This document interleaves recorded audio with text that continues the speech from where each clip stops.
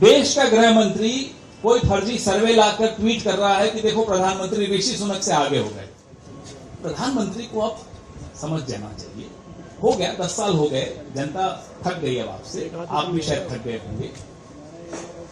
आराम करिए, 18 घंटे काम किया, थोड़ा नींद भी आनी चाहिए, सोना भी चाहिए। सर, बीजेपी का ये कहना है, अमित शाह जो गृह मंत्री उन्होंने ट्वीट किया एक सर्वे का हवाला देते हुए कि प्राइम मिनिस्टर मोदी एक ग्लोबल लीडर बन गए हैं और उस सर्वे में 76% के साथ सबसे आगे हैं और उसमें ऋषि सुनक से लेके जो बाइडेन समेत तमाम जो बड़े दूसरे राष्ट्राध्यक्ष हैं उनको भी मोदी जी ने जो है पछाड़ दिया है। क्या कहना है कांग्रेस? आपने ये सर्वे का सवाल पूछा, जब आप सवाल पूछ रहे थे मैं बाकी चेहरे देख रहा था आपके साथियों के, सब हंस रहे थे। अगर आप वो चेहरों की हंसी देख लेते तो आपको सवाल का जवाब मिल जाता। जब कोई पार्टी चुनाव से पहले इस तरह के हथकंडे अपनाती है ना, तो समझ लीजिए कि उनको समझ में आ गया है क्या होने वाला है। ग्लोबल लीडर बन गए साहब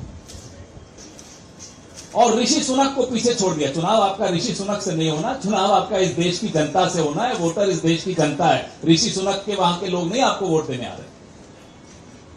अभी आपने उनका सम्मान किया, आपने तमाम अतिथियों को बुलाया और वो अभी घर पहुंचे, उनका वो उतरा भी नहीं होगा जेटलैग, आप उनका अपमान कर रहे हो कि साहब हमारे नरेंद्र मोदी जी तो ऋषि सुनक से भी आगे हो गए और जो बाइडेन से भी आगे हो गए। अरे साहब, उनसे क्यों मुकाबला कर रहे हो? महंगाई से मुकाबला करो, बेरोजगारी से मुकाबला करो, जो सीमा पार चीन घुसा चला आ रहा है उसका जवाब दो। तो ये हथकंडे दिखाते हैं, दर्शाते हैं कि ऊपर कितनी घबराहट है। गृह मंत्री का ये काम है, अब देश के गृह मंत्री हैं, मणिपुर पे चर्चा करिए। आइए, देश का गृह मंत्री कोई फर्जी सर्वे लाकर ट्वीट कर रहा है कि देखो प्रधानमंत्री ऋषि सुनक से आगे हो गए।